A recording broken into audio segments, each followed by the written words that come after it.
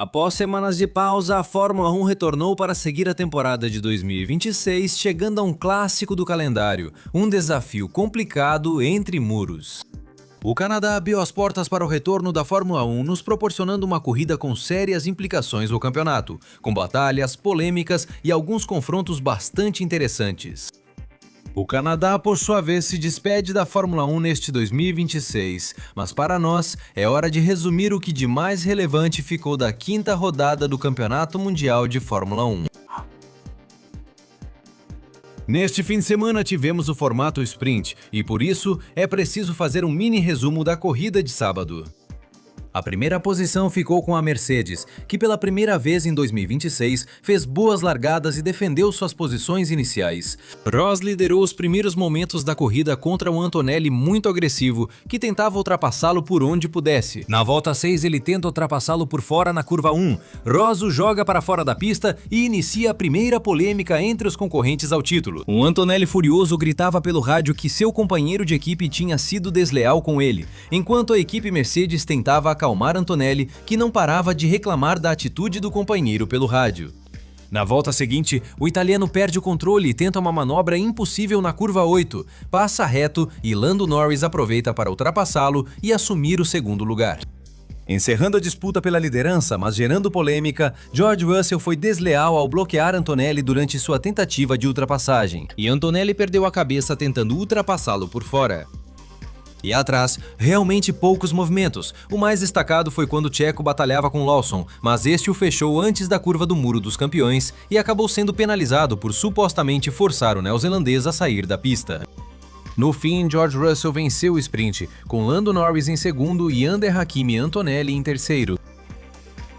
Evidentemente, a situação do sprint deixou o ambiente tenso entre os dois Mercedes, que sabíamos que voltariam a batalhar no domingo. Mas na classificação, Russell voltou a finalizar o trabalho, vencendo novamente nessa batalha seu jovem companheiro de equipe e conquistando a pole position.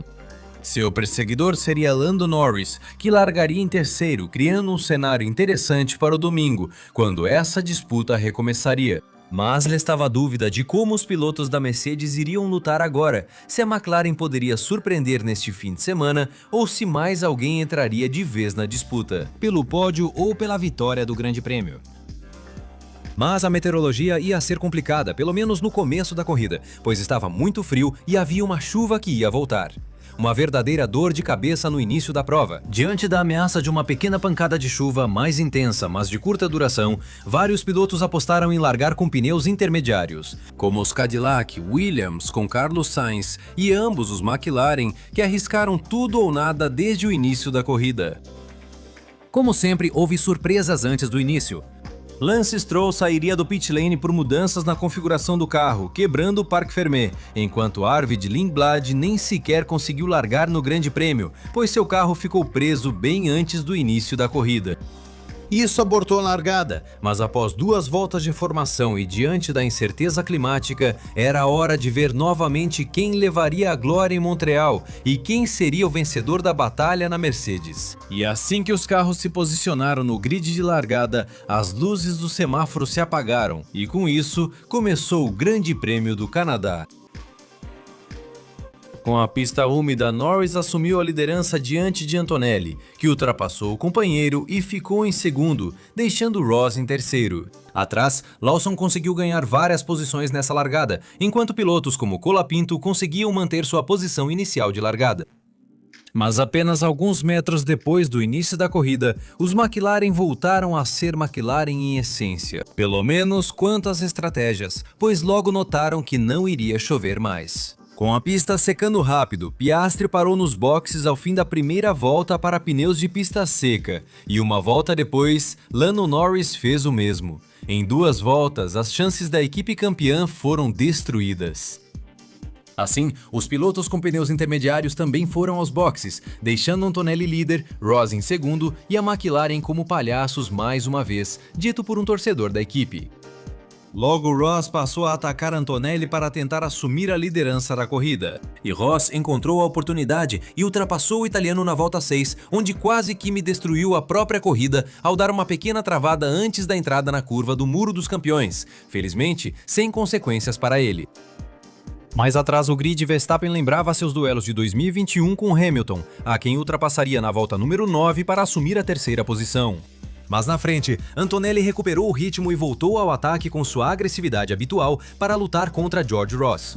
E por várias voltas vimos um duelo interessante entre os dois, até mesmo uma disputa para ver quem exagerava mais nos freios. Na curva da Grampo, onde ambos estavam travando e onde ambos estavam cedendo oportunidades ao seu companheiro. Resumindo, havia uma batalha agressiva entre esses dois pilotos.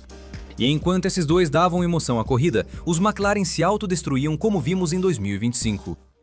Pois Viestre mostrou o sangue talibã ao tentar uma manobra terrorista em um Haas na curva do Grampo, que terminou com o piloto australiano batendo seu carro no Williams de Alex Albon, destruindo completamente a corrida dele ao provocar um abandono. Ele foi punido com 10 segundos por causar uma colisão que também acabou com sua própria corrida. E mais adiante, Norris acabaria abandonando a competição por uma falha de confiabilidade, deixando a McLaren sem somar nenhum ponto.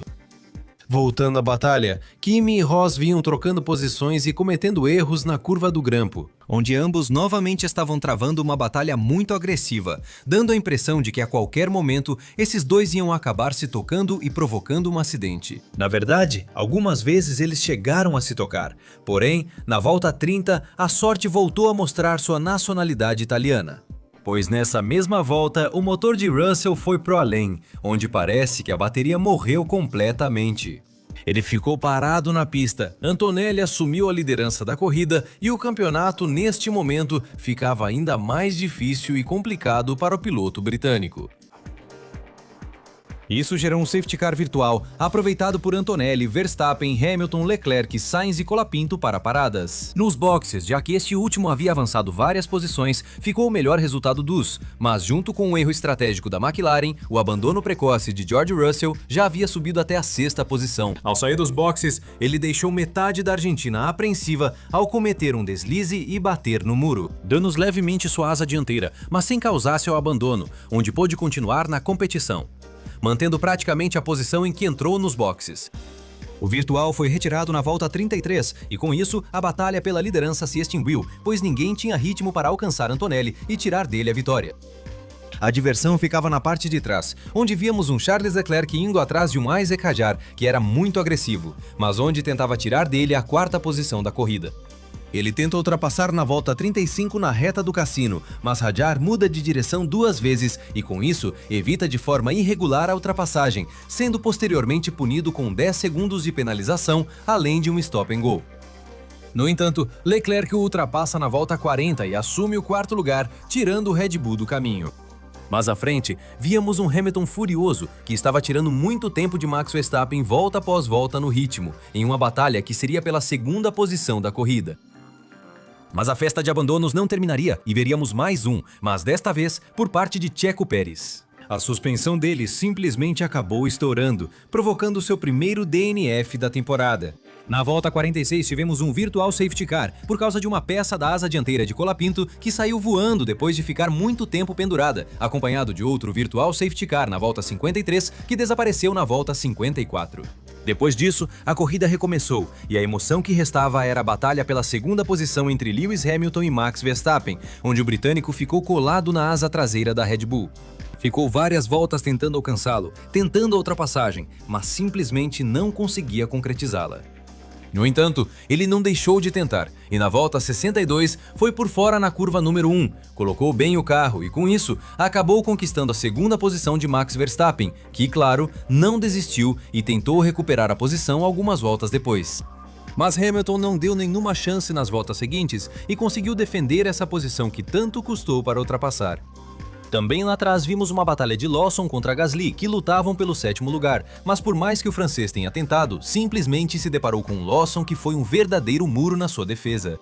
Portanto, no final, essas posições não mudaram mais. No fim, Max não conseguiu realizar uma nova ultrapassagem sobre Lewis Hamilton, deixando a disputa completamente resolvida. Mas ao chegar na volta 68, Antonelli vencia novamente na Fórmula 1, e com isso se tornava ainda mais líder do campeonato mundial. Campeonato da Fórmula 1. 4ª vitória consecutiva para Antonelli, que continua imparável. E com o abandono de seu companheiro, agora ele abre 43 pontos de vantagem na tabela de pilotos. que, embora não sejam definitivos, se ele continuar nesse grande momento, podem muito bem encaminhá-lo nessa luta pelo título, que parece que neste momento pertence atualmente à equipe Mercedes. O top 10 do GP do Canadá ficou assim. Hamilton terminou em segundo, fazendo sua melhor corrida de vermelho.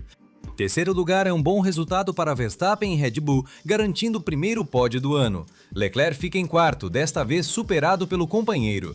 Quinta posição para um Hadjar que, mesmo com a penalização, consegue terminar nessa colocação. Colapinto fez corrida incrível e ficou em sexto, com um ritmo impressionante mesmo sem o primeiro treino livre. Lawson foi sólido em sétimo e Gasly terminou em oitavo. Nona posição em resultado brilhante para Carlos Sainz e fechando o top 10, Oliver Bergman levando o último ponto. O que fica desta competição?